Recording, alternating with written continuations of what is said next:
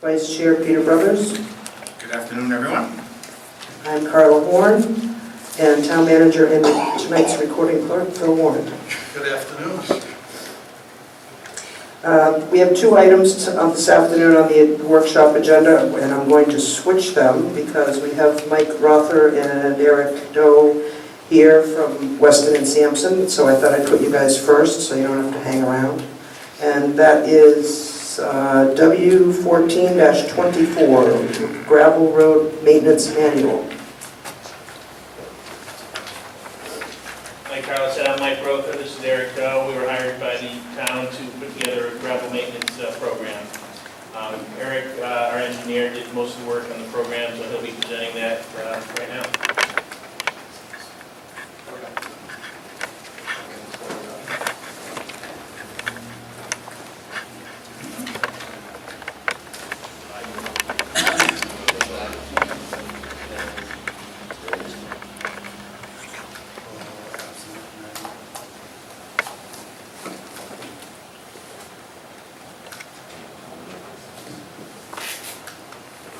All right, good evening, everybody. Again, I'm Eric Doe. Thanks for coming tonight. Today, presenting the maintenance manual presentation. During the presentation, I'll touch on why the manual was written, the fundamentals and design of a gravel roadway, the aggregates or materials that get used in gravel road, roadway design, seasonal maintenance, and go over some specific problems that occur with gravel roads, and I'll have a part at the end for questions. So the purpose. Gravel road manual was written because the town came to us so that they have a lot of this stuff in their minds, know what they're doing. They just wanted it written down and documented. Have a nice standard operating procedure going forward. Not so much word of mouth, this is why we do this because I was told this, etc. And the second reason written, it goes into a little bit more detail, a little more technicalities behind standard materials that you would use, why you use them, and why you would perform the maintenance that you do through standard operations and procedures. Going along with that still, purpose, this town of Meredith has about 32 miles of gravel roads. You can see them on red here on this map. And the circles represent where there's intersections between gravel roads to gravel roads or gravel roads to paved roads. So now the fundamentals of design. The most important part of the gravel road is the subgrade, also called the base course. Everything else just serves to protect the subgrade. You've got your gravel surface on top where the vehicles will ride. Picture this as a cross-section of the roadway, and the shoulder serves to help get water, a little bit more sloped than the gravel surface up top, brings the water into the ditch on the sides, and the ditch also serves to help the drainage, performs to hydraulically move all of the water away to the nearest water body. So we have two photos here. The upper one, you can see that there's distinguished lines between the gravel surface, the shoulder, and the ditch. And the bottom photo is actually a photo taken in town. I'm not sure what roadway that is, but you can see that there's a nice transition between the actual top of the roadway, the shoulder, and a nice big ditch on the side there. So aggregates. When gravel road is a little bit of a coverall, as gravel roads will have more than just gravel in them. You can see here, this is a typical shot of a subgrade, your base course. It's got stone fragments, gravel, pea gravel, coarse gravel, fine gravel, and a little bit of sand in there also. And here's a shot of what you typically see on the surface where you travel on. All the particles, aggregates, are a little bit smaller, and you won't see so much of the large rocks. They'll be replaced with some silty material or some clay fines, and that will help serve to bind the material better. So this is a quick chart that shows the percent passing. If you have, the sieve is what's used in the business. It kind of acts like a filter. So in your base course, the center column there, all the material should pass through a 1-inch size sieve or less. And graphic on the bottom left. Most of the material in this upgrade, just for a visual reference, is about the size of a quarter to the thickness of a quarter. On the right side in that chart, all your material will pass through the 3/4 inch sieve. And on the bottom graphic there, most of the material will fit in between the thickness of 2/4 and about the tip of a pencil. And again, as I mentioned, the binding effect of the silt and the clay in the top course is something they call the plasticity index. And plasticity index defined as the characteristic of an aggregate or soil and how well it binds to itself and the surroundings. So on the subgrade, you'll see it's very low. You got the bigger stones in there, the gravel in there, and on the gravel surface is higher. You want that gravel surface to have some clay and have some fines in there, and it'll act as almost a natural concrete, and it'll bind itself together, make a nice hard shell over the subgrade. So staying with aggregates, last slide here, is properties of the aggregates. Preferably, you want to use an angular, something that was crushed or fractured. That serves two purposes. The first one being they'll fit together better particle locking, reduce that void space. Reducing the void space is important because you want to keep the water out of in between all your particles. It's important. Second is, let's see here, a nice equal distribution from large to small. That's important because it kind of serves the same purpose with the locking. You want to fill in those void spaces, and the reduced void space serves as a structural benefit also. So roadway design. The most important thing I want everyone to remember tonight is drainage. Proper drainage will do the most cost for your money, prolong the functional life of a gravel roadway. Alright, so top of the roadway, it's got that crest down the middle. The roadway is sloped out to the sides where the shoulders are, not just to run the water off. The shoulders will be a little bit more sloped from the actual surface of the roadway, just to whisk it away into the ditches. And the ditches themselves should be designed to carry, most efficiently carry the water to the nearest source of, whether there be a retention basin, your streams, your culverts, water bodies, etc., just to move it away from the roadway as fast as you can get it. Again, going back to the cross-section, I had a little bit of crown on that. The most efficient crown that will serve to help the drainage is the top one. It's called a modified A. And it's a balance between having a good slope to run the waters off and vehicle safety. You don't want it too sloped, as the excessive crown in the middle will have it, because the tendency there is for the drivers to drive right down the middle of the road because they don't want to be hanging off the side. The parabolic crown, second one there, represents plowing difficulties, because most plow blades flat, move a lot of your material, try to keep that as your free form. And the bottom two will not drain very well at all, as the one's flat and the other one will just pond water. At intersections, you should have those crowns be reduced down, starting 50 to 100 feet back, and have the actual crossway of the intersection flat. What that does for you is you don't want to carry that crown through the intersections where oncoming traffic is going to hit the opposing lane. There's be a bump, wear that crown down, you won't be able to maintain it very well at all. Similarly, gravel roads to paved road intersections, you want to have your crown be reduced as you go into the paved road intersection, but you want to maintain the paved road.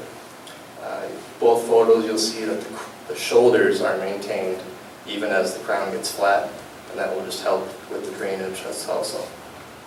So it's seasonal maintenance.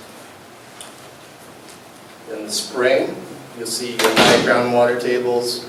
You'll see damage from the winter, from the plows, just because it hasn't been maintained, because it's been snow and ice on top of it for a few months.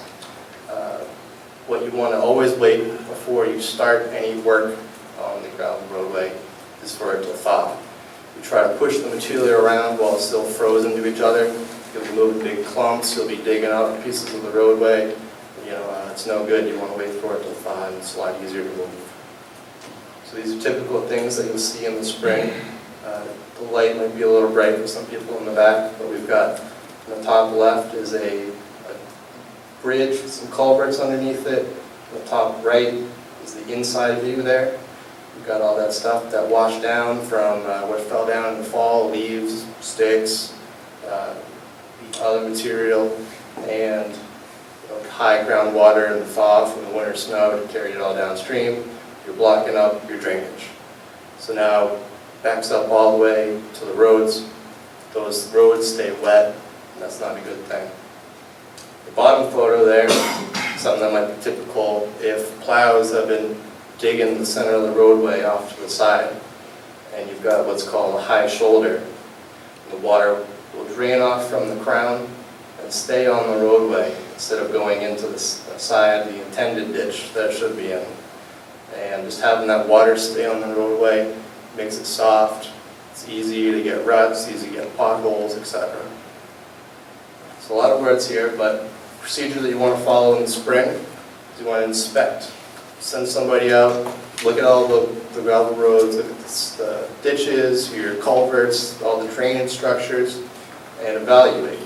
You want to determine if you can get to all these before next season in the summer. If the personnel and resources is limited.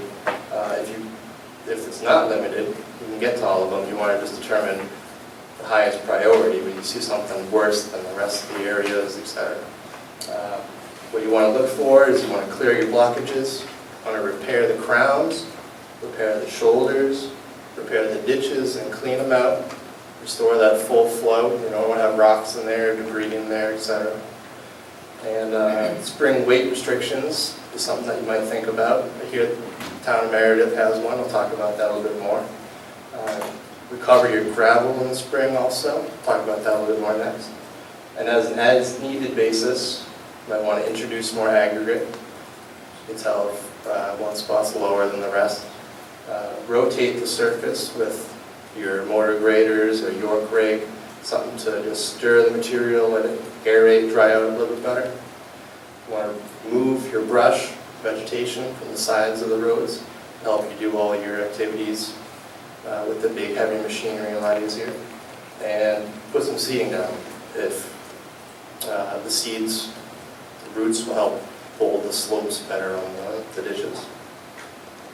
So the weight restrictions, just a temporary restriction on heavy vehicles passing over the soft roads in the spring. Particularly you want to start it with the arrival of the thaw, when the roads are most vulnerable. And Meredith imposes a maximum gross weight of 12,000 pounds on the, is it all of the 32 miles, or is it just select? All the gravel as well as most of the paved. Okay, there you go. Gross. All the gravel, most of the pavement, if you can catch that. So gravel recovery is something that should be done in the spring also. What you're doing there is just recovering the aggregates, surface aggregates that, whether they're pushed off the side of the roadway from the plows, vehicle traffic, knocking it up, kicking it loose, or you get runoff. Sometimes the fines will leave the road. It's your silts and your clays. What you want to do is just, usually on the shoulder or in the ditch, maybe a little bit past that, depending on where the plows are pushing the snow. You want to just run one of your heavy equipments over, bring it back up the hill, and use it. Because otherwise you're buying new aggregate, paying someone to get that, bring it to you, spread it out, while the whole time it's on the side of the road right next to you. Okay. And moving on to summer. Once you've hit summer, hopefully you've done all the work that you need to restore your roadways and your drainage. If not, you want to keep moving down that list that you made when you were doing the evaluation after the inspection in the spring.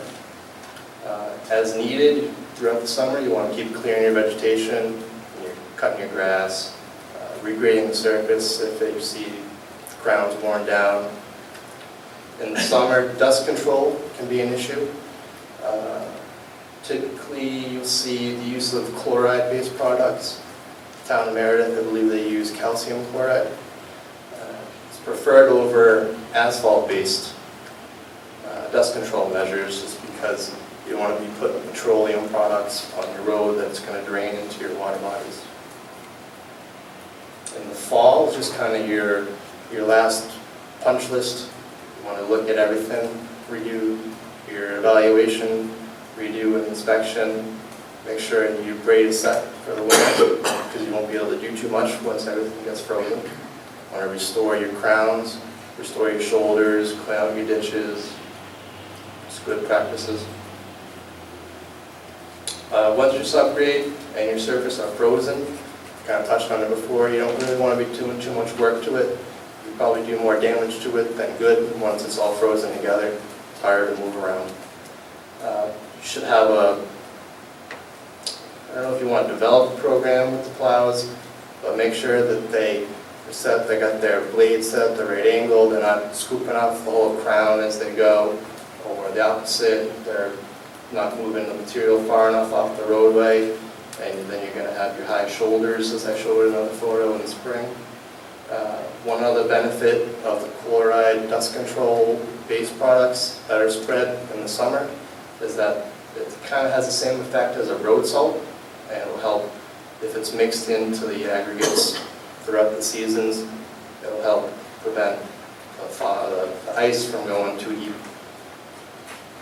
So specific problems that you'll have. Before I get into how to fix the problems, I want to talk about what level of involvement they require. You've got your routine breaking and restoring.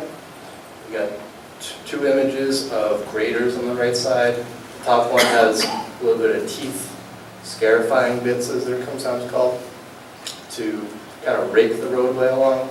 And the bottom one, I believe there's teeth. It's kind of hard to tell, but sometimes they're just flat across and it acts the same manner as a plow. You've got ruts or potholes, or just you want to smooth the surface off. The routine braking just involves taking equipment like this and smoothing it along, taking off features that are higher than the others, filling in lower ones. If you've got severe problems, widespread potholes, deep ruts, stuff like this, what's required is a more involved braking, and you'll just go down a little bit deeper, bring that material back up, give it a good mixing, and then you'll have to reset the top of the roadway, compact it, and move a lot of material around. But you're just restoring the surface back to the way it was. So the first problem you might see is washboarding. It's also called corrugation. It's when you've got a lot of little lumps, little mounds next to each other, and driving down the roadway, blah, blah, blah, blah, blah, blah. If it's small, you can just do the routine raking, flatten out the roadway again. Sometimes what will happen is this will happen throughout the subgrade, and material will get moved down below the surface of the road. So when you clear off the top, you still got hard pockets spaced out underneath what you just moved. That will develop again in a short amount of time. You just want to go down deeper, mix your aggregate around, restore the surface again. Ruts occur most frequently when the subgrade is soft. One of the proponents to why you want to maintain your drainage. The soft subgrade will just slide down with the heavy vehicles or frequent vehicles traveling all over it. and you'd be left with the, typical big ruts that you see. It's a danger from safety on regular vehicle traffic perspective. Nobody wants to be driving in them. See a lot of people, moving left and right side to avoid. And it also will just turn itself into potholes usually. So, same idea. If you've got minor ruts, you can smooth them out, hope that they go away once the subgrade dries out. Or if you've got extreme ones, deeper ones, widespread ones down the whole road, usually more involved. You might have to wait for the subgrade to dry. You probably have to go down deeper, let that all aerate, dry out, get a good finish on that again. The last one would be potholes. If you've got isolated potholes, whether one or two next to each other, not a big deal. You just want to remove the soft material from inside the pothole, fill it back up with a nice granular aggregate, something that's not going to retain the moisture real well, and it should be good there. If you've got widespread potholes up down the whole roadway, usually that's related to drainage. If you've got a soft roadway, it'll come out the top, it'll start breaking up the roadway, give you a lot of potholes up and down the street. And again, you want to help do whatever you can to drain the area, let the area dry out, and then restore the surface. So, that's all I've got today. Take questions if anybody has them. Any questions from the board? Madam Chairman, Peter? I have a question, Mike, perhaps. Yeah. Mike, just looking at the report, so we basically memorialized the process. Hopefully it's not a lot different than what we've been doing, but I guess my next question is, how are you going to use this information that you've got here to increase the knowledge, introduce your crews that work with us to the better practices and or things that they should be looking for? And I think in particular, we've had a lot of conversations over the past in terms of the elevation of the roads and trying to drain the material. That seems to be the real root of problems going forward. Can you give us a little bit of background how you intend to use this, and or how are we going to implement this and what's going to be the gains? Sure, thank you, Peter. Basically, what Eric said was basically memorialized what we've been doing.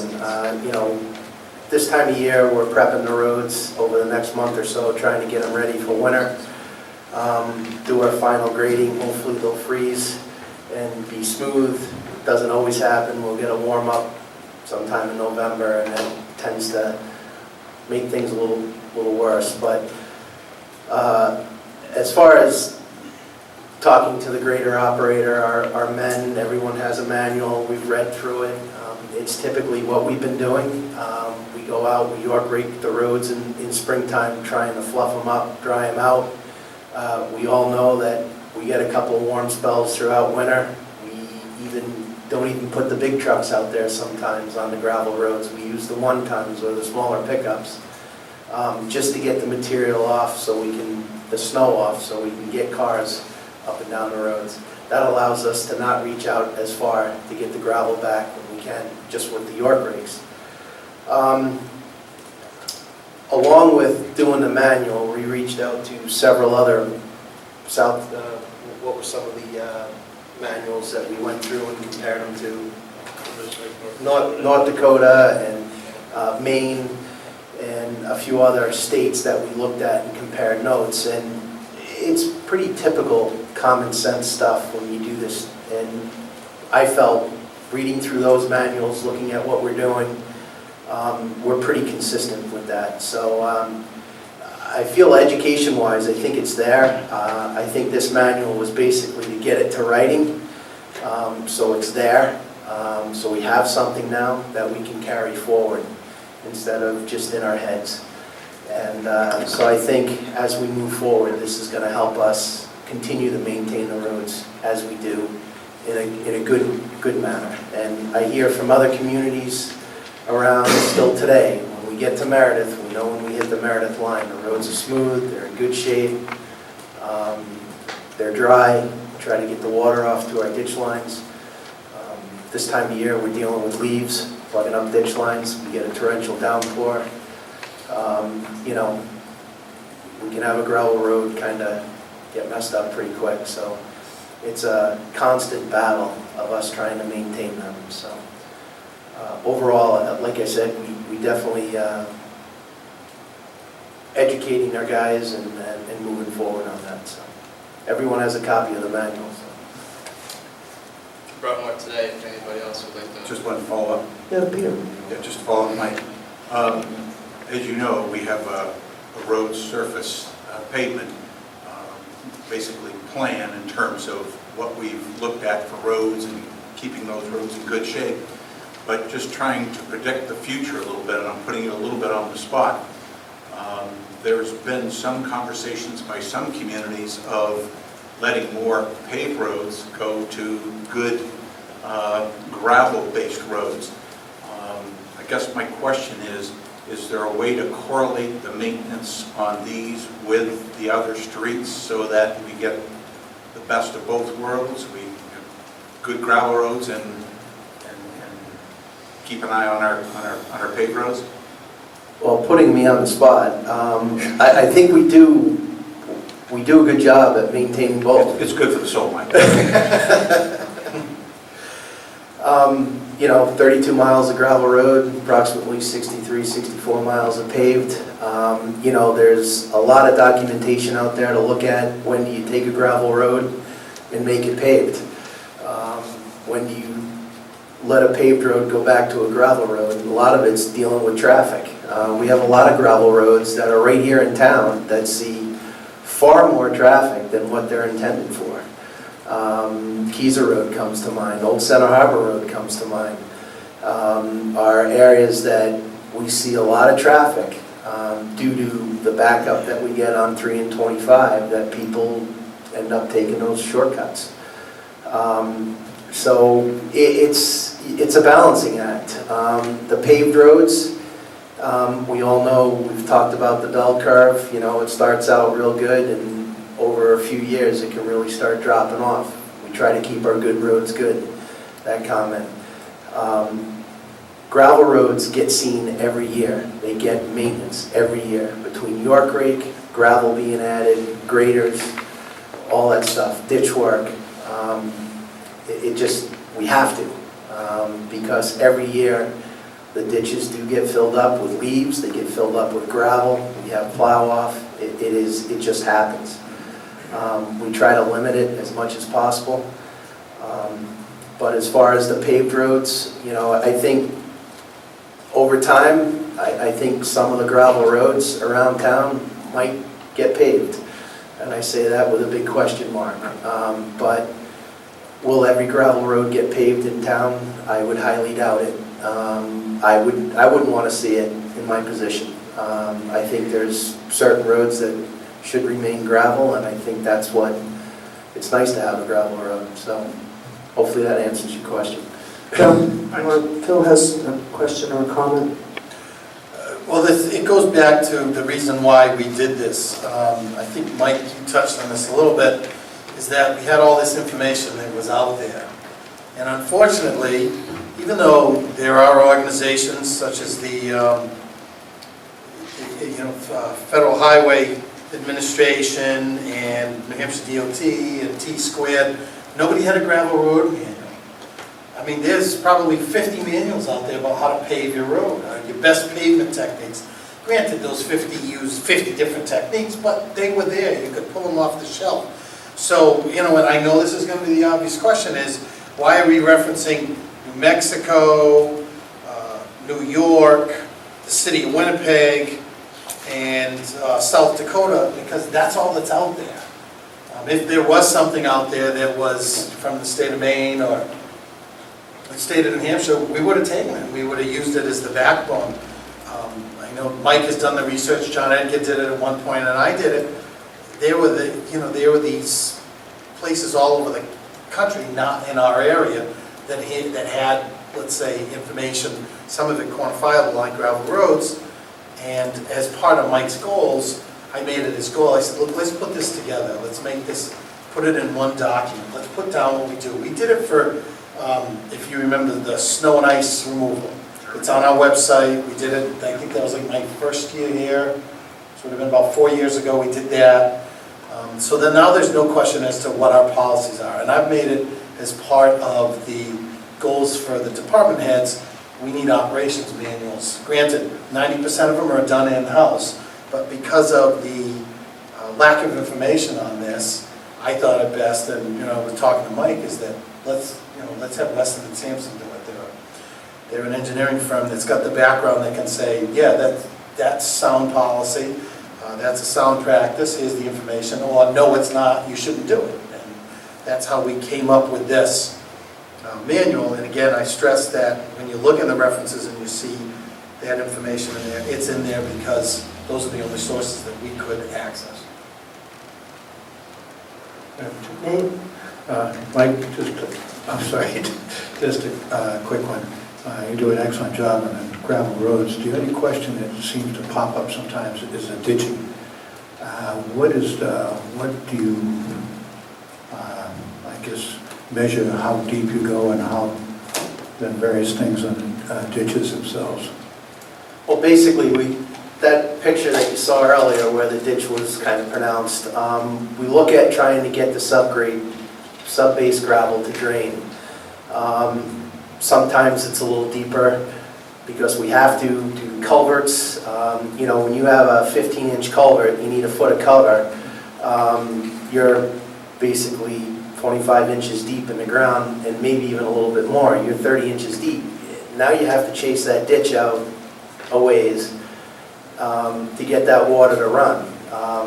So ditches tend to get a little deeper on gravel roads than they do on paved roads, but it's kind of a wash. The other thing that we talked about was the gravel recovery. We've heard how roads get wide. The road isn't really technically changed. You still have a gravel subbase, and the road lane. But when I have to reach out there with the gravel, the grader, and pull that material in, it looks like a road. Over a few weeks with some seed and some vegetation to grow back in, that'll grow back in. However, sometimes people tend to drive over there, so that limits the growth coming back. It's a battle that we always fight. I can pave a road and I can take you down Chemung Road and show you where the people cut the corners and all the gravel is out in the road. But it's still a 10-foot lane. The car's only 7 feet wide and they're still 2 feet off the edge of pavement driving on the gravel shoulder. It's habits, it's driving habits. And so pulling that gravel in, we try to recover it. There are times where we have to put more gravel on, and there are times where we have to dig the ditches deep to get the water to run and get that gravel to dry out, so get the subbase to dry. Just to follow up, and this may sound like a stupid question, what's the average width of our roads that are dirt? It varies all over? It varies all over. I would say a travel portion of most of the gravel roads out there are typically about 18 to 20 feet. There's some areas where we have, right on Chemung Road, it chokes down near the McDonald farm. It gets pretty narrow due to some ledge and some stone walls. We have to narrow it up. Up by the Robinson farm, because it's so wide and shallow, we have to reach out to get that water to go off. We don't want to create that double ditch where now the water is running down the edge of the pavement or down the edge of the road and washing the gravel into our culverts and plugging culverts and making more damage downstream. So it really varies. It's a lot easier to pick that on a paver because I can set the paver at 10 feet and pave a lane and come back. You can't do that with a gravel road. So it's constantly in and out. We do the best we can, and we try not to impact items out there, trees, stone walls. It happens. We try not to, but we got to get that gravel back. Do the best we can at it.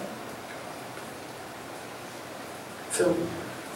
Like, you and I have had this conversation repeatedly, and you can confirm this. When we pull into the gravel, when we pull in from the sides of the roads to reclaim the gravel, we are still within the roadway layouts of those roads, correct? We're not going on to private property to pull that gravel back in. Typically, yes, we're within the town right away. That varies. Some roads are wide, some roads are a little bit narrow, there's stone walls. We're inside of those. It's, you know, some areas, there's no documentation on what the right-of-way width is. Okay. So we do the best we can to maintain that without getting too far out. And one other issue, we had talked about gravel roads and, you know, changing them to being paved at some point. The scenic road designations impacts that in some cases, isn't that correct? What the scenic road issue does is limits us on what we can cut for trees. Doesn't say we can't cut it. We have a process that we go through, a public hearing, and we can take the trees down. You're allowed to pave a scenic road under the scenic statute. There's no restriction with that. The problem is when you go to pave a road such as that, you kind of want to open it up and get your ditches in and allow, because if you just pave a gravel road, keep everything there, your pavement's just going to get broken up due to the amount of water in spring that we see. So there's a little bit different technique there. Thanks. Peter? Madam Chairman, just a comment. You touched on it slightly, not going to get off that easy, Sure. Mike, because we have a lot of roads and We do. it's been the subject of a lot of conversation, including Route 3 and 25. So bearing that in mind, it certainly appears that travel ways are experiencing additional traffic. But as some of those corridors that we recognize, such as 3 and 25 and 104 and 106, as they get busier, it only seems reasonable that people are going to start to find their way around. The advent of GPS has done a lot for some of the easing of some of the congestions, much to the chagrin of those sometimes who live on those outskirt roadways. But what I'm curious about, what impact that's going to have on us in terms of the amount of resources, the time and the effort that we have to spend to, shall we say, bring some of those secondary gravel roads up to a better standard to help, from a safety perspective, as people transport through our town and in our town. Peter, you bring up a good point. I mean, since the GPS, we all know Steel Hill's out there. I think it was 3 or 4 times this year. One, I was out there, it was an ice storm. The police were dispatched. I had called dispatch and let them know that it's an icing storm. We're holding here right now. About an hour later, they got a call that somebody was out there. Couldn't make, it was out off of Eastman Road. Eastman Road. And they were headed to Steel Hill. And the only way you go to Steel Hill is straight up through that's the way the GPS was taken. Police went out, they went off the road. I had dispatched 4 trucks getting out there. We had to back sand all the way up to get to them. We were able to get to them. We pulled the police cruiser out and we were able to get them out. But they were out there basically going to Steel Hill. And it's a common misnomer on the GPS that's the way to go.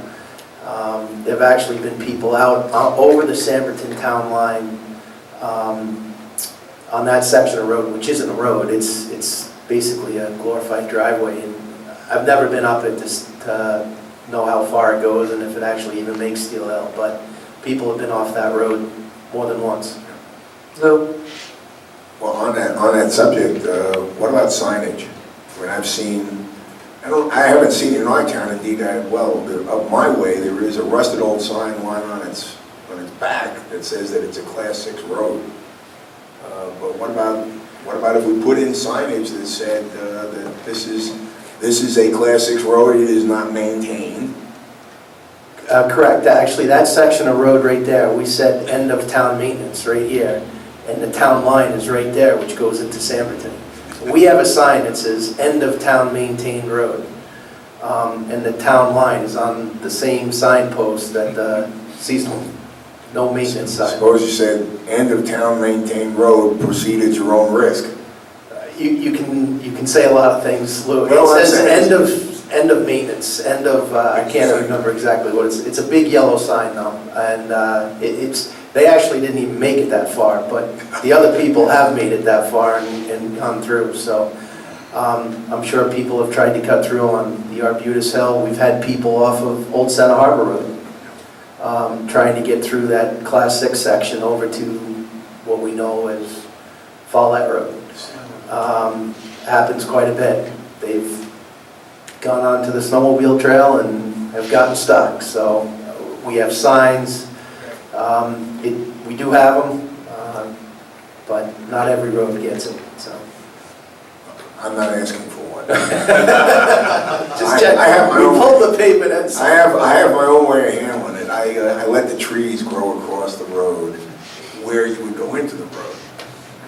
People know that they can go just so far. If you go down, if you go on the western end of it, the northwestern end of it, it gets really rough. I mean, it's really tough to get through there with anything other than maybe more than a four-wheel drive vehicle. I can go through there with my tractor, but that's about it. And I'm not asking for it. There was a sign there, and it's still lying here. But I was just suggesting maybe if there wasn't a sign in Steel Hill, maybe we need one. I think the GPS needs to be changed. That would help. That doesn't make anything, that won't get you anywhere. Any other board comments? Residents, anybody want to speak? Questions? Come up, sir.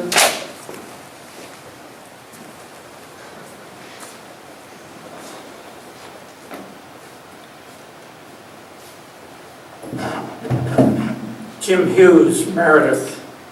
I know that our consultants are engineers and look for the very best of everything every time they look at a project. I'd like to know, what is the difference between all this specific grades of gravel being used and using good crushed bank run for the building of roads? Thank you.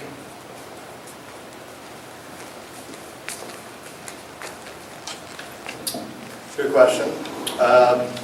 The type of aggregate that I suggested up here is usually typical.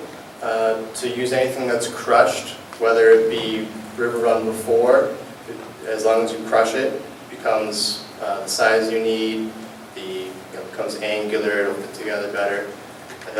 That sounds like it would work. Thanks, Ted. Mike? Just to clarify that a little bit more, we typically buy between 3/4 of an inch and an inch crushed bank run gravel.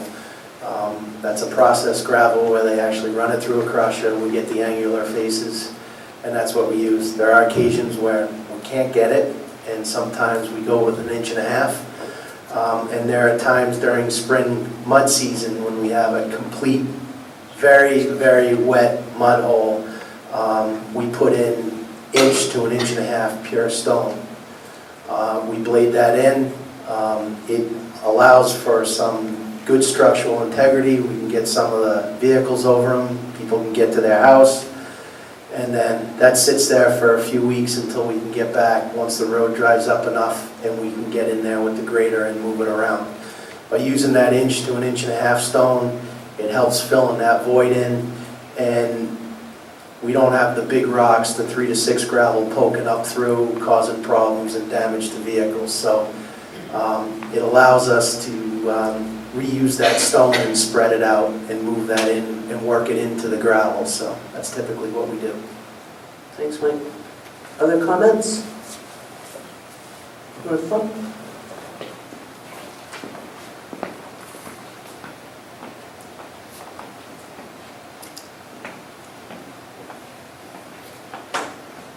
Stephen Smart, 8 Carlton Road.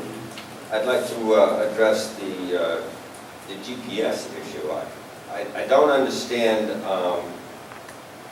why Mr. Mike's comment can't be expanded on. That seems to be where a lot of the problem is. People follow these, and I maintain the hayfields on Ranlet Road, which is at the end of Eastman Road. The first 3/4 of that looks like a driveway. Past that, it's like a riverbed. I pulled out many people on their way to go to Steel Hill. I've asked Steel Hill, I've asked the police chiefs and whatnot, can't you get the GPS to put some kind of flag that says this is a 4-wheel drive only, at best, in the dry season?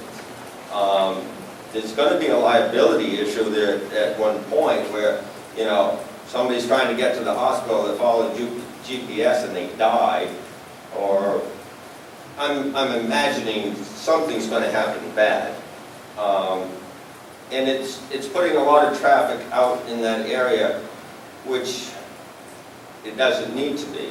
And it's erroneous. They send them the wrong way all the time. I don't know who comes up with this stuff, but it's wrong. You don't go up Potato Hill Road to get to Tilton. I mean, so I think they should start there to try to correct that. And my thought on a sign was something pretty straightforward, that that at the beginning of certain roads, to state that it's not passable unless with 4-wheel drives and GPS like you. That's it for now. Thank you. Thanks. Any other comments?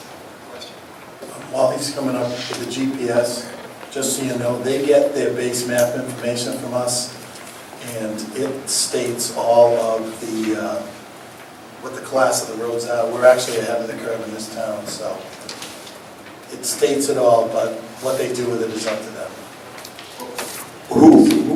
Who is they? The companies that make the GPSs, Garmin, and there's other companies out there, but Garmin's the major one. They actually, Is there any sort of uniform association, or everybody does his own thing? they do their own thing. There's some mapping information, but most of it's their own thing. Because, you know, it's not really a safety issue, but I constantly find that when people are looking for me, they end up at Jen Mayo's, because that's where GPS takes them. And so I always tell people, if I've got somebody who's making a delivery to my place, I say, do not use the GPS. It will take you 3 miles away, and it will. Always does. First time I went to your house, I did too. She says, what are you doing in my yard? Trespassing, obviously. Okay, Go ahead, sir. thank you very much. My name's Mark Beaver. I live on Higgins Road, which is off of the Comeau. I really have 3 issues I'd like to bring forward, and they don't go to the road maintenance manual. So if you would bear with me, these are concerns from folks that live up in the Comeau, and it's predicated on the town's master plan, the zoning ordinance which supports it, and it goes to how we're handling road maintenance on the scenic roads. First of all, I'd like to say thank you to Mike. Over the last 10 years, when I moved to the area, the roads were not passable year-round. We've done an excellent job upgrading the road beds to a level where everything is passable now year-round. So thank you very much. Greatly appreciate that. But with that said, there is a point where we reach too much of a good thing. And there are 3 problems, issues, if you will, that I'd like to bring to the board's attention. Hopefully, we'll be able to at least raise the awareness a little bit tonight of what those issues are. First is that the highway department is not respecting the road right-of-ways. This can be seen by visiting the scenic roads of the town and noting the removal of stone wall, the moving of stone wall, and the intentional undercutting of the stone wall.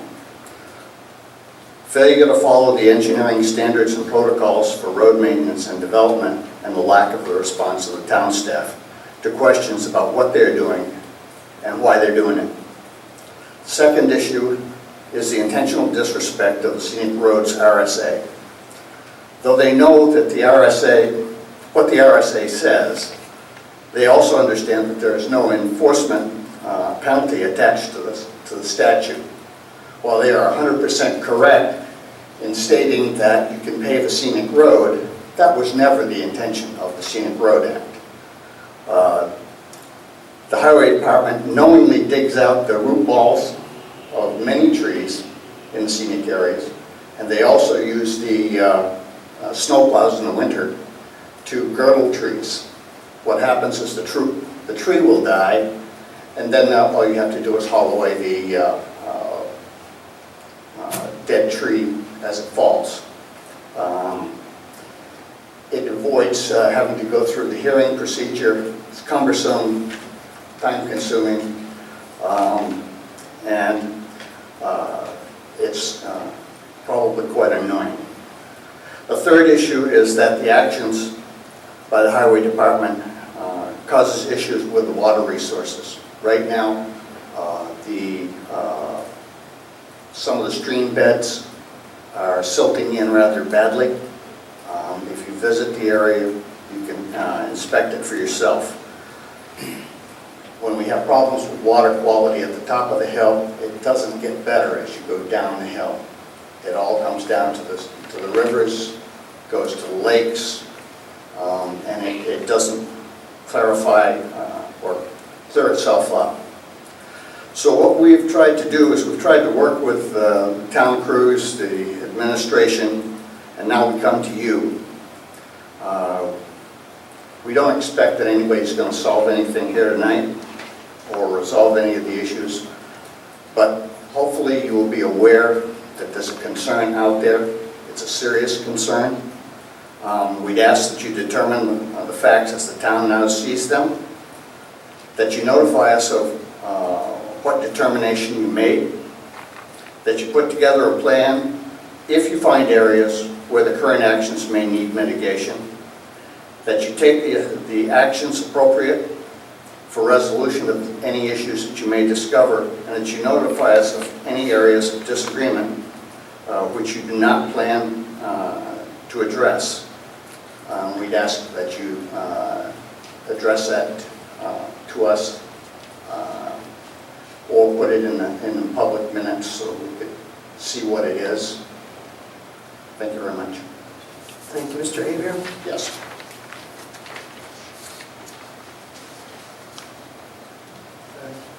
Don't think the board doesn't have any comments on that right now.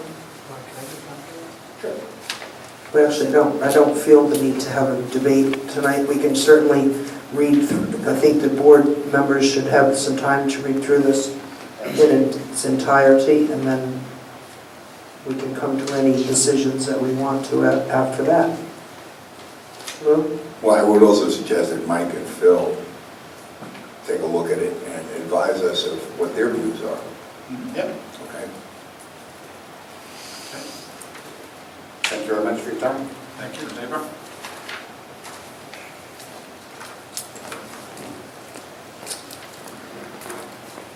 I guess we're finished with you, gentlemen. Thank you for your presentation. It was very informative. Appreciate it. And thanks for coming in, Mike. Thank you for having us tonight. You guys, We'll just pull this stuff down. I'd just like to say continuously with your crew, Mike, that you have, and I'm sure it can be echoed by the rest of the board, that the crew does a good job with what you have, and everything looks good 99% of the time. Thanks. We appreciate it. Thanks. Next item on the workshop is W14-23.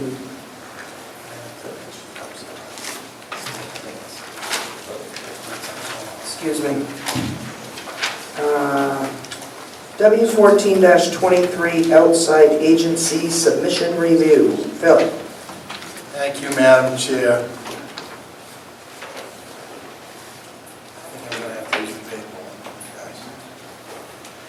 You have in front of you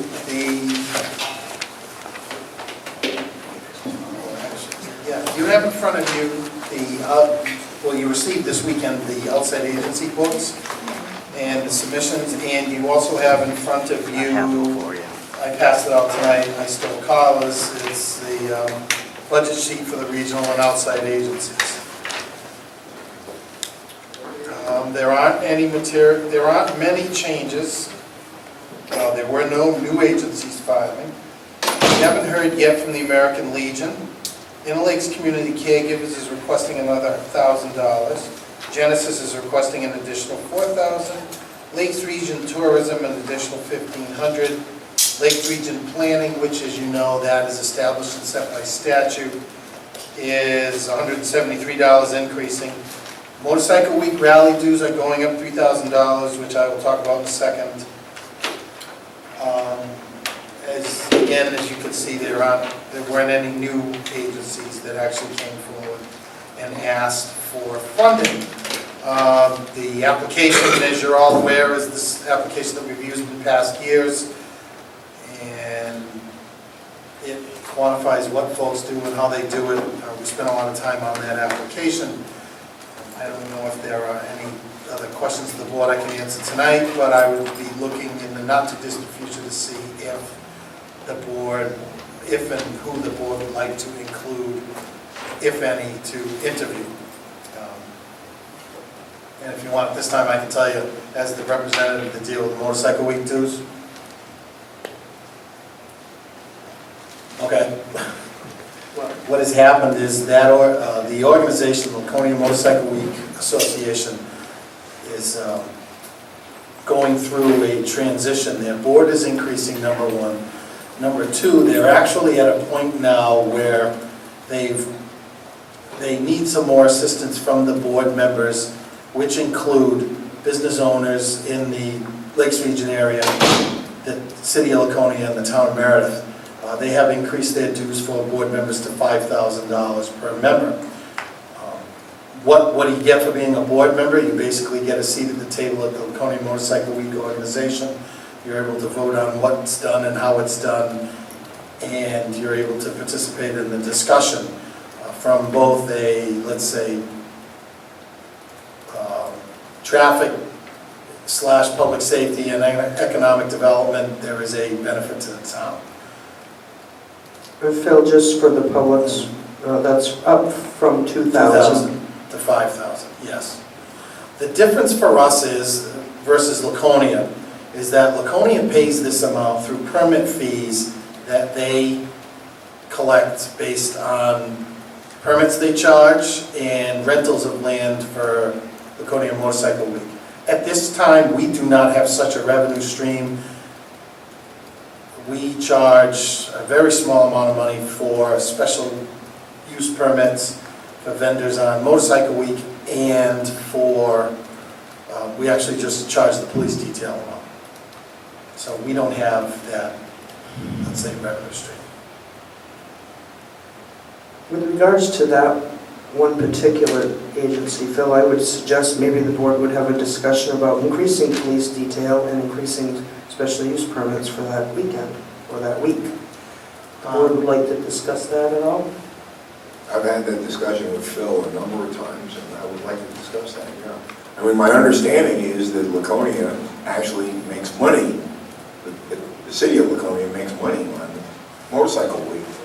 And my understanding is that we, in the past, sort of concluded that the town of Meredith didn't want to make money on Motorcycle Week as a town, but really wanted just to break even.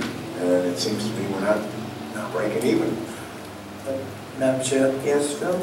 I know, and Peter, you were here during that discussion. That was before I arrived. The way it was explained to me was that the special use permit fees as a whole were considered as an economic development tool and not to be as a revenue generation tool. But there was never any single discussion as it relates to Motorcycle Week whether or not we would change that strategy. And correct me if I'm wrong on that, Peter. I think, Madam Chair, Yes, Peter. I believe you're correct, but I will also say in the last several years, there has been a distinct shift of activities that in years past, Meredith didn't really participate in. and now they do in grand style.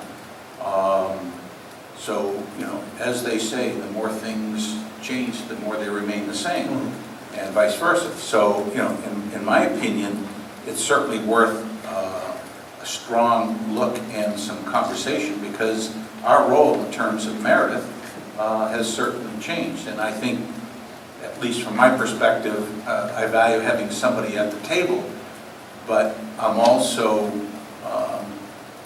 shall we say, have some reservations about, about allowing it to expand, shall we say, significantly more in Meredith. I mean, we have traffic issues, and the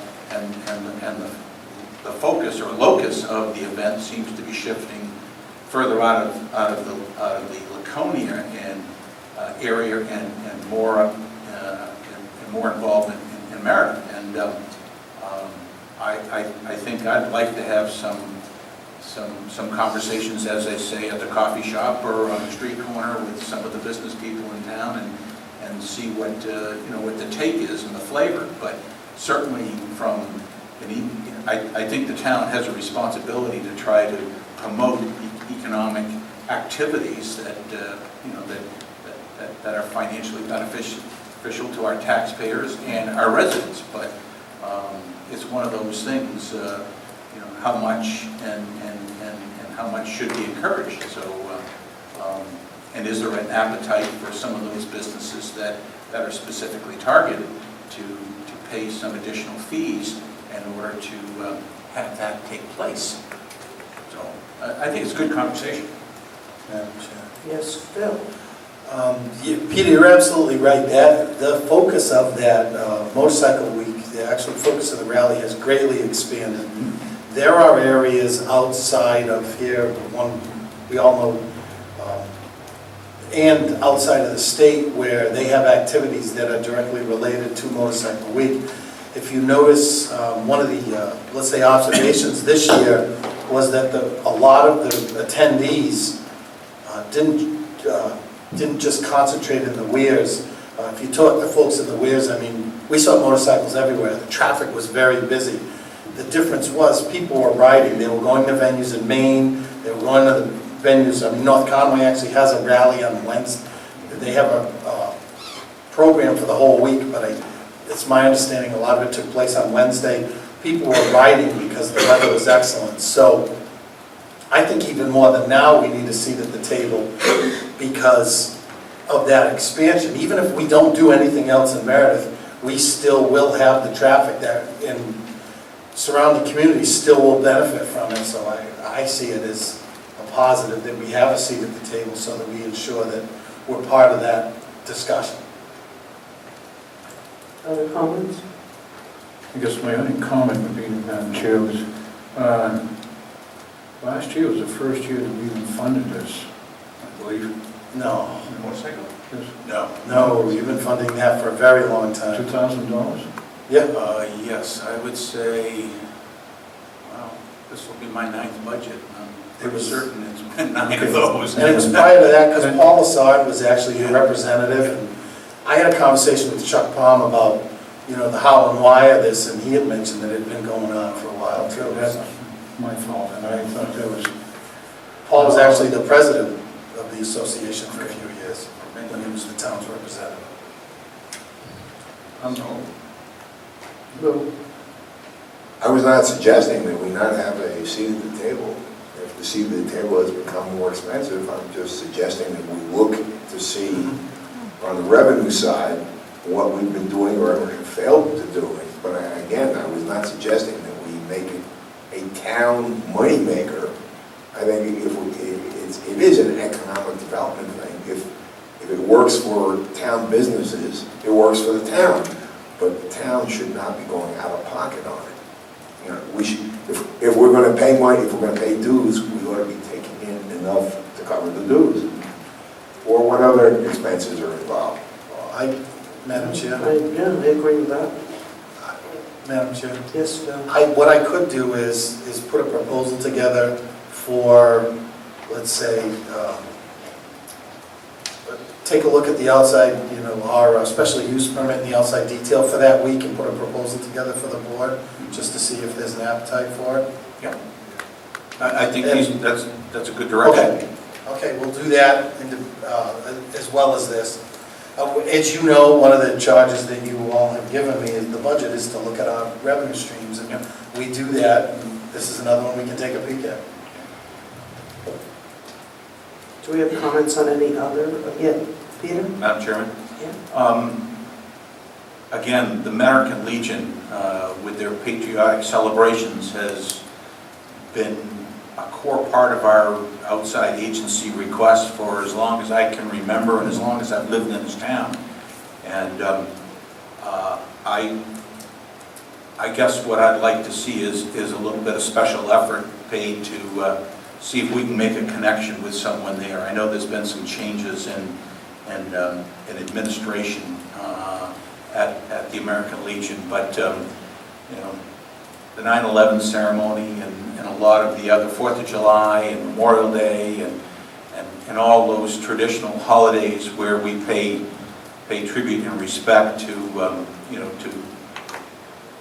people who have served and or lost in the ultimate sacrifice. I think some special effort should be made to follow through on that. I typically understand we have deadlines and those types of things, but I believe there has been a change in roles at the American Legion, and I would just I can't envision us not entertaining a request from them for some support because of what they contribute to the community. So I'll leave it at that, but I'll plan on certainly seeing who I can talk with there. But if there's anybody who has any direct connection or can give me that information, or you, that's certainly worth more than a call. A drop by something to encourage them, because their contribution has been significant, and it's part of the fabric of this town. So that's my 2 cents worth on that. Well, I like that, Peter.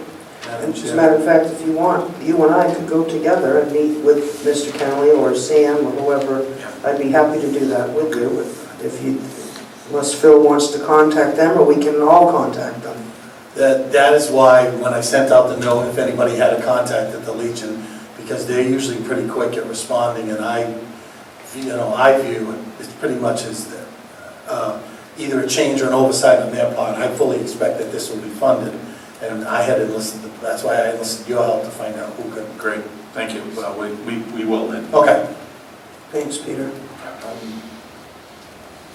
And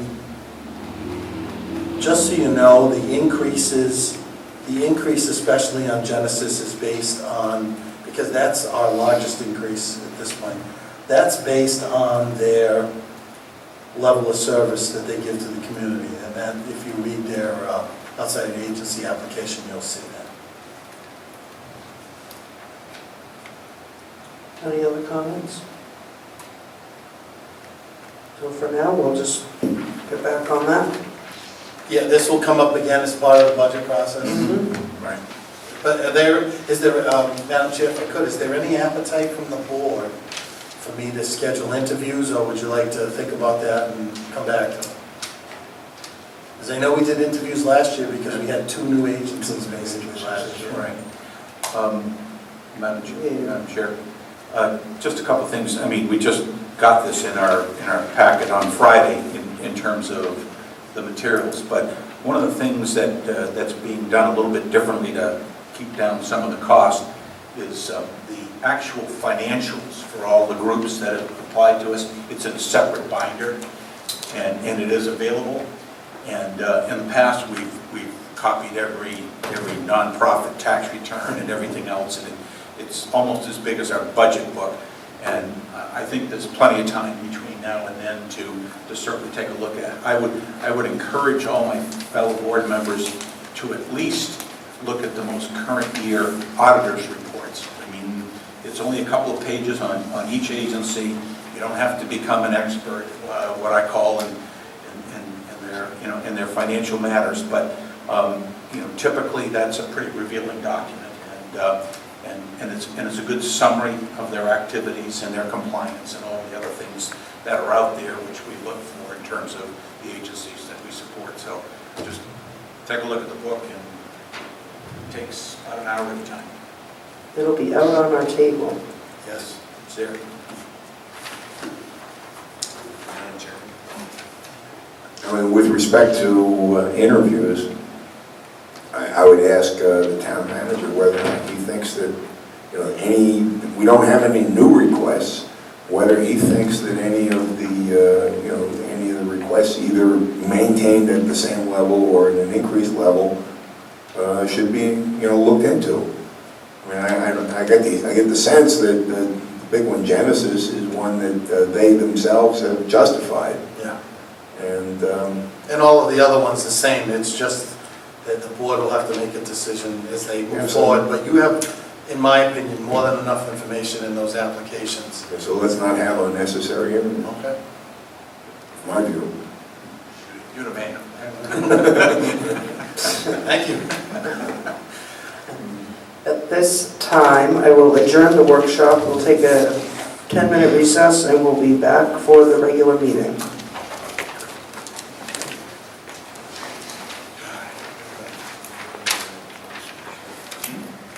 Hang on 1 second.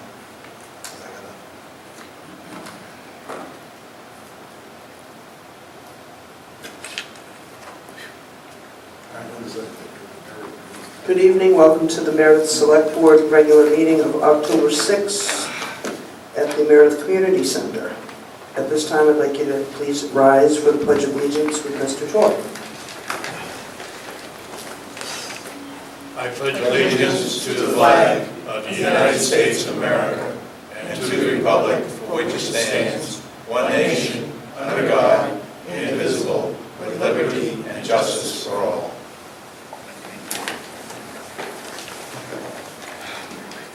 Thank you, Nate. And for roll call, we have Lou Kahn, Good evening. Nate Torr, Good evening. Peter Brothers, Vice Chair. Good evening. I'm Carla Warren. Hillary Seeger is absent with notice, and this is Phil Warren, our town manager, Good evening. and our recording clerk of the evening. Could we have a motion for acceptance of minutes? Madam Chair, I move that we accept the minutes of the September 15, 2014 as printed. Thank you, Nate, and a second. Second. Any corrections? Well, if we're all good with that, let's have a vote. All in favor? Aye. Moving right along, town manager's report. Phil? Thank you, Madam Chair.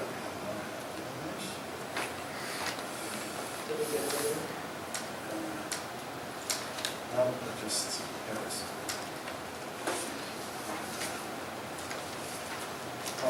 The Conservation Commission is assisting us in cataloging knotweed locations through town. It's a new project that they're taking on. If you're aware of any locations around town roadways of knotweed, please email the location and a picture of it if possible to my office, pwarren@meredithnh.org. The paving on Main and Waukee Street has been completed. All the parking bays and crosswalks are striped. We, just so you know, we pretty much stuck to the schedule, except we couldn't get the paving done in one day because Mother Nature decided to rain on us a little bit, but it's all done now. The DPW facility work group met with the consultant for the visioning session, and it went fairly well, and there were many ideas that were produced. One of the items that I think this board should discuss is that at this point, we have a work group that's made up of staff members and members of the Board of Selectmen. I think that if A, there's going to be any change, or B, it's going to stay the same, the board should offer some guidance and direction at this point before we get too far into this program. Would you like it to stay as a work group as it consists today, or something different is what I'd be asking. Phil, I would like to see a couple of public members on the committee if the board has any other thoughts on that? I agree with you, as long as the size of the group doesn't get too cumbersome, and the audit, and the numbers should be odd, too, for voting and discussion. I think that our experience with the community center, police station, and firehouse has been that you don't want a large community, committee, because it gets very hard to control and it sort of takes on a life of its own. That's not saying that the community center, the firehouse, and the police station are bad. It's just that had the committees been smaller and, a little bit easier to control, maybe some things would have been different. And so I would suggest adding a couple of people who have professional experience, particularly if you had somebody in construction or engineering, but just a couple of people. I don't think you want to turn this into I don't think you want to turn it into a replica of those other three committees. Madam Chair. Today, we have 2 members of the Board of Selectmen, the Public Works Director, the Water and Sewer Superintendent, Community Development Director, and myself. So we have 6 members at this point. I don't know, the committee's getting pretty big when you get over 5. We could add a couple of members or drop a member from the Board of Selectmen off, and that would leave you with 5, and then you could add 2, it brings you to 7, or you could bring it up to 9, just so you have that odd number. I don't know. I would recommend that if it's a work group and it's going to fall under the direction of the town manager, I would leave the people that are on it today from the staff perspective, because they're either directly involved with or have the project management and construction knowledge. Madam Chairman? Yeah? Some of this came up with the kickoff with the engineering firm. It was kind of a pulse to try to determine, if there were any pieces to the puzzle that that as an engineering firm and as the company that they might be missing. So it came up in that discussion. I personally would like to see it not exceed 9.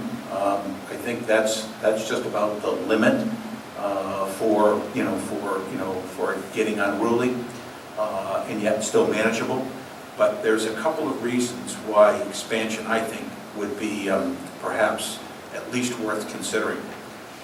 One is, after even preliminary looking, we have a very significant energy committee that I think has some knowledge and certainly has some interest. And it is becoming very apparent to me that energy considerations, utility expense, ongoing operating expense is perhaps an opportunity that for this facility that just shouldn't be, shall we say, taken too lightly. So someone from the Energy Committee, and my thought is, like anything else, it is a community project, and I think the marketing of this is where we've had some success in the past, and typically a couple of community members who have experience in that and are well respected in the community could do nothing but help us ultimately with not only coming to terms with what this thing should look like, but how the community will accept it, embrace it, and support it to coming to fruition. So I'd really like to see the different department heads on this one, because it's such a functioning and operational type of facility being there. But I do believe that tempering that with some individuals that maybe have some different ideas and who are known and respected by the community could be beneficial to the support and to the ideas for ultimately what we develop. So that was my thought behind it. Thanks. I would suggest one public member and one energy committee member to be added. Put you at 8. It's not really a voting committee, is it? Well, It will be. if you make it a subcommittee of the Board of Selectmen, which you would do at this point, it then becomes a voting committee and it's subject to the right to know. Yeah. Okay. So that would mean, yes, you would be taking votes and... Well, Madam Chairman, would we have to sort of request for people to volunteer and then we decide who gets on? Yep. I think we got to go through that process. Yeah, and I think it was imperative that we have someone, if someone from the public, they have a substantial construction background. That's my opinion. Or engineering. I think engineering works. Engineers, yeah, not so much. Just kidding. Well, we just want to get around that problem about the quote at the town meeting about the inmates running the institution. Yes. Oh, for sure. Put a couple of volunteer wardens on there. Okay. So where are we at, guys? That's where we are. Let's put it this way. Certainly my thought for adding some additional people from the outside had nothing to do with that particular comment that was just made. I just think it's good business when you're trying to sell it to the public, and in this environment and with the needs that are there, I think it's important that we have a couple people from the community that have that ability and that have the ability to come up with some other ideas other than, shall we say, those that are going to use it. It rounds the group out and helps bring things into a bigger picture and perhaps gives a different perspective. So I think that's important. That's my reason. Phil? A lot of times on committees, we get process bound putting a charge together. I think this one's real simple, and if you disagree with me, please let me know, is that it's to work with the selected consultant to do the design, feasibility, and planning of a future public works facility. I think it shouldn't be any more complicated than that, because if it is, our little mantra, we've been saying everything's on the table, you start to knock things off the table and you start to predispose it. So I think if that's going to be the charge, and the board wants to entertain 1, 2, 5 additional members, at this point, we should take a vote to form that committee, or let's do this. Would you like to consider it for the next meeting? Okay. Consider it for the next meeting. I'll put it on as an action item for the meeting. But just so while we're thinking of it, Madam Chair, I would suggest that at least we have some conversation that we limit the size. So, I mean, if we say 9, including those that are there, if somebody falls off or whatever, we have the option of bringing someone else on. So, I think the charge is simple. A little sniffing with the Energy Committee might be a wise thing before that meeting. Absolutely. To me, Well, we have even I thought of that. No, I'm saying the suggestion was made, a member of the Energy Committee plus one other public member. Okay, a member of the Energy Committee and 2 public members, but I think, Phil, that gets you to a number that's still... That gets you to 9. That gets you to 9. That gets you to 9. Well, you don't want to go higher than that. No. So we'd be looking for a member of the Energy Committee and 2 community at large members. Would you like to take that vote tonight so we can start soliciting them? The only reason I ask, your next meeting is 14 days away, and this process, we got a lot of work to do to get. Yes, I think just by consensus. Well, if you needed a form of motion. Oh, well, we don't need it in the form of a motion tonight. What I can do is, if by consensus, I can put out a request for applicants for a committee. And if you decide you want 15 or 5 at the next meeting, you have it's illustration purposes only. you have the ability to do that. What do you think of that? Sounds good. Provide you further direction, I'd say not to exceed 9. Oh, yeah, I would I say. agree with that. I would say you're looking for a member of the Energy Committee and two public volunteers and no more. Well, that sounds good. Okay. How many did you have on your committee? 3 and 25? Yeah, 9? Okay, all right, so I gives you will, enough diversity and we will use this meeting as an opportunity. If anyone wants to serve on the Public Works Facility Committee, please go to the website, www.meredithnh.org. There are volunteer applications on the website, and you can submit that application to my office, pwarren@meredithnh.org. And yes, we will formalize that a little bit thank you. in the morning. Okay. The Greater, sorry. You still on your report? Yes. Okay. The Greater Public Works had its rear differential fail. We don't know what the repairs are, but they could be in the vicinity of $10,000. This is a heavily used piece of equipment for both summer and winter maintenance, and it has approximately 8,200 hours on it. Is that the Volvo? Yeah, it's the Volvo. Oh my God. Yep, it's a big piece of equipment, but, yeah. We use it, as you know, as you heard tonight, we use it for gravel road maintenance extensively, and we also use it for snow removal. We use it for A, regular snow removal, B, when we have to pull snow back, and C, if we have a big crocus snowstorm, it's the first thing out. Are we putting good money after No. Ooh, I don't think so. No, it's, you would start to look at engines on this equipment at 10,000 hours, but I say look at, not rebuild, so. Have we in CIP put a number way out sometime year-wise? We probably will, but you're looking at a long distance out. This isn't the type of equipment you replace every 5 years. This is a 20-year piece. Madam Chairman, Peter? seems like a repair Yes. is obviously in order, but my question is there any kind of warranty still based on hours or years? Is or should there be some looking at whether we're following proper maintenance? Are we, using the equipment correctly? I mean, all the little questions that typically you probably already asked.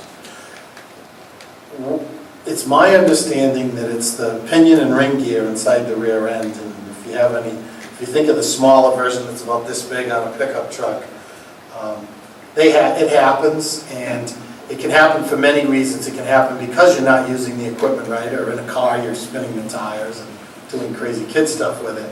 But it also can happen because there's some type of metal fatigue along the way, and you just don't know it. Is it inside the warranty period? No, it's way outside. They won't give us any relief on it. And are we doing the maintenance right? Yes, because this isn't as long as you're maintaining the fluid and the cleanliness of the fluid in the rear end, you're doing, and the seals to make sure it doesn't leak, you're doing the proper maintenance on it.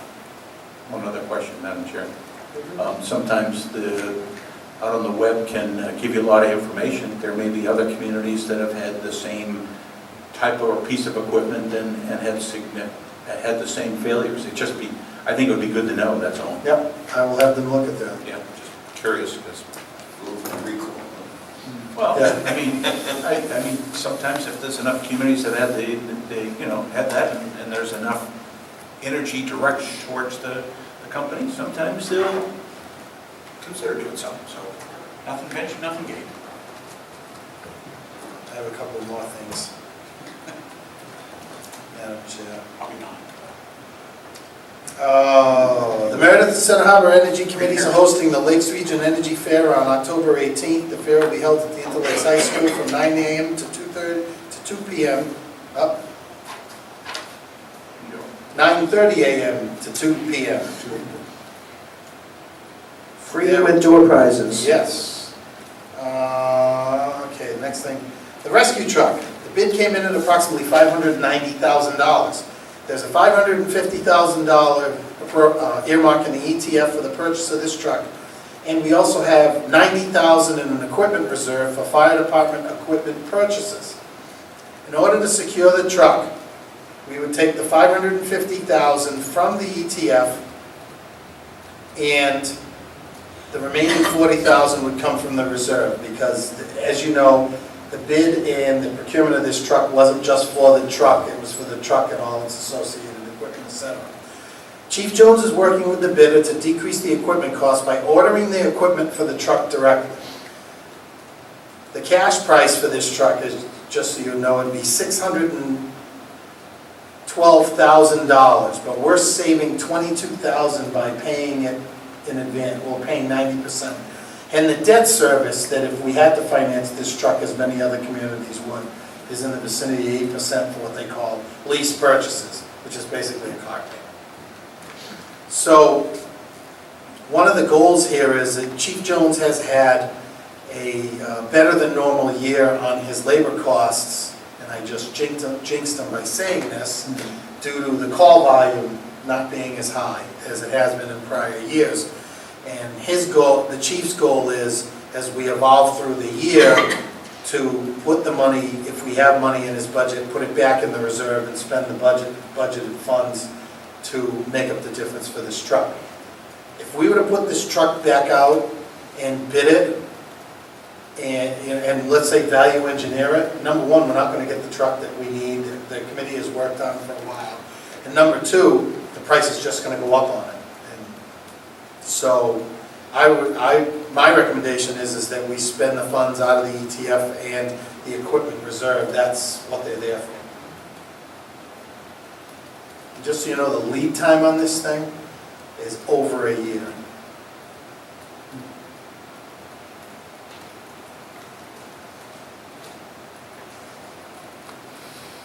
I had a note here to talk about the 325 meeting, but Lou, you're here, so I don't have to read the minutes, unless you want me to. The meeting is Thursday. No, I mean, what happened at the last one. What happened at the last one? No, What happened at the last one? Well, what happened at the last one, which is now, how long ago, weeks ago, yeah. is basically the committee was unable to reach a decision as to what to do at the intersection. Wanted to consider it further. But then we got into discussions of a tunnel under, a pedestrian tunnel under Route 3, and it became apparent quite quickly that that was impractical because the tunnel would have to be so deep under the road, and the sewer lines would have to be moved, and the Americans with Disabilities Act would require switchbacks on the ramps that would go on forever, and people basically wouldn't use them. So and the town would have to keep the ramps and the tunnel maintained and cleared. A waterproof concrete tunnel could be developed, but the town would have to keep it pumped out. So we dropped the tunnel, which left us basically with the DOT engineers, or the consulting engineers, saying that the thing that could be done would be a pedestrian traffic signal like the one at Rite Aid at Dover Street.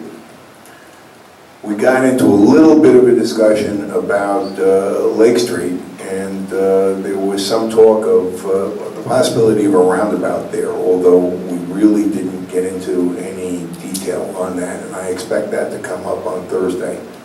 We also discussed, so that's sort of the pedestrian situation, is a traffic signal at Dover Street, perhaps an island that would prevent left turns in and out of Dover Street. It was apparently the Greater Meredith program had a meeting and thought that we were going to block left turns in and out of Lake Street, but that was not really under consideration. As to Pleasant Street, it only became evident at the very end of the meeting that there was a representative from Crosspoint there, and they are supportive of doing something about causing, traffic to be improved there by way of a roundabout or traffic signal at Pleasant Street. Exactly how much they would go along with cutting off the present entrances and exits will come up on Thursday. because I have suggested to John Edgar, who was in touch with them, that he go back and seek clarification on that. But they did have one of their in-house engineers at the meeting, although we didn't know he was there until the very end of the meeting. So I think that's kind of where we are. We're on Pleasant Street with the possibility of a signal or a roundabout. We're still at 3 and 25 with the possibility of nothing or a roundabout, or leaving the signal there and adding a lane going eastbound. If you add a lane going eastbound, you run the risk of, you're going to be adding more pavement. The question is, how much of the pavement will be on the present north side, how much will be on the present south side. They will give you no assurances that they will not cut into the park. There you go. Time and place of that meeting. Time and place of the meeting is Thursday, Community Center, right here in River City at 3 p.m. Thank you. That, And I am hopeful that we will actually make some decision, because I'm trying to get a decision made.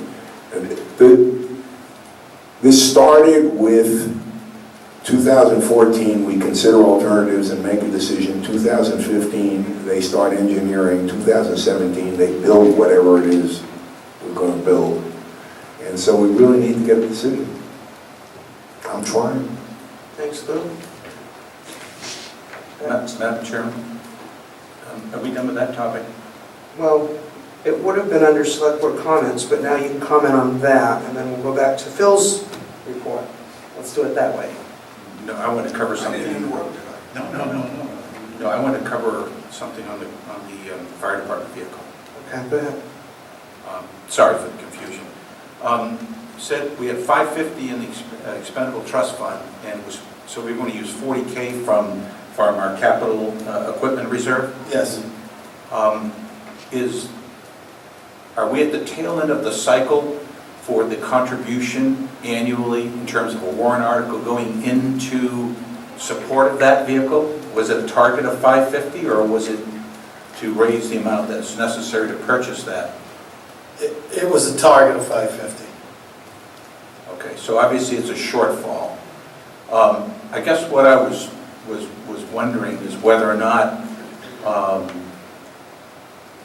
if we do it that way, is there any way that we can, maybe in the 2015 budget, replenish to some degree a capital reserve EFT? Well, there's two funds, Peter. The EFT is where the 550 sits. Correct. We have an equipment reserve in the budget that we funded in the past. So yes, we can put consideration in the budget to fund that equipment reserve. That's mainly for non-CIP equipment for the fire department. So yes, we can refund that. Because I mean, we've deferred all the way around for a long time, and I didn't want, even though it's easy and it's there, I didn't want to be short-sighted in terms of what it could do for us for other pieces of equipment that don't meet the CIP level. Well, as I had said, what we can do a combination of the two things. As I said earlier, Chief Jones's goal, which I fully support, is to see what we can pay for in budget versus then using that reserve. Okay. So at the end of the year, we can take a look. I'll just give you an example. Let's say out of the 40, we're able to pull 20 from in budget, and then next year we could fund 20 for the reserve back to 90. So maybe a combination of both. I just didn't want that thought process to be lost just because, we may take action now. Now, the other thing is, do you need a motion for that in any way, shape, or form? So the conversation and... No, because it's already been approved through both this board, through prior budgets and town meetings. Yeah, okay. I just wanted to make sure that no, thank you. Hadn't missed that piece. Okay. Thanks. Madam Chairman, I thought where Peter was headed was the wording of the warrant articles for the ETF limiting as to whether or not we can go over 550. My guess is it's not, but we ought to probably take a good look at that. Yep. No, the 550 is just the funding mechanism. It makes it available for us. We never took a firm vote not to exceed X amount of dollars for the purchase of Y. Madam Chairman, I didn't want to abuse that privilege either, but there's value to, to making it so that it's a realistic number, because we've been shooting for this. I think there's been, 4 or 5 contributions? 4, right? Yeah. So, the purpose has been served, but obviously there's a shortfall. So I was just trying to figure out how we can put a place mark in there so that, so that we don't just take one account to pay for that capital item if there's other opportunities that are there, or at least when it comes to the budget, about trying to replenish some of that so that we have other items that are non-CIP that don't get bumped too far. Okay.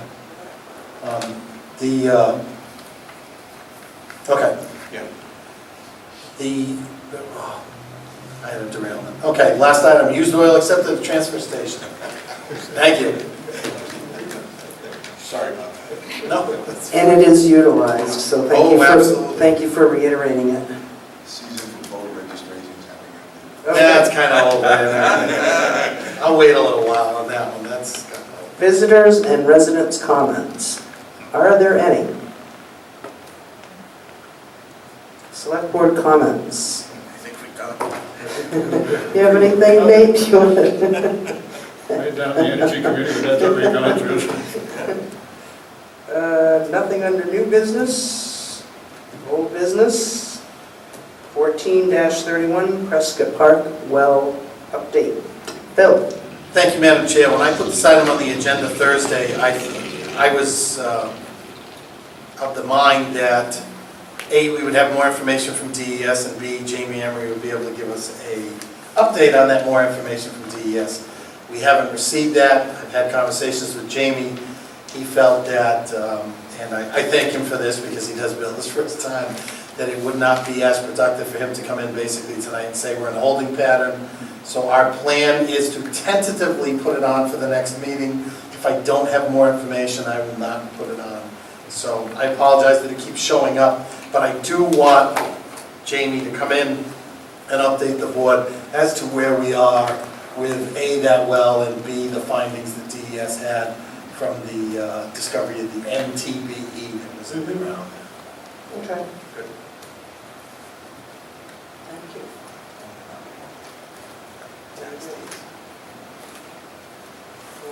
Yeah? Well, when you get it.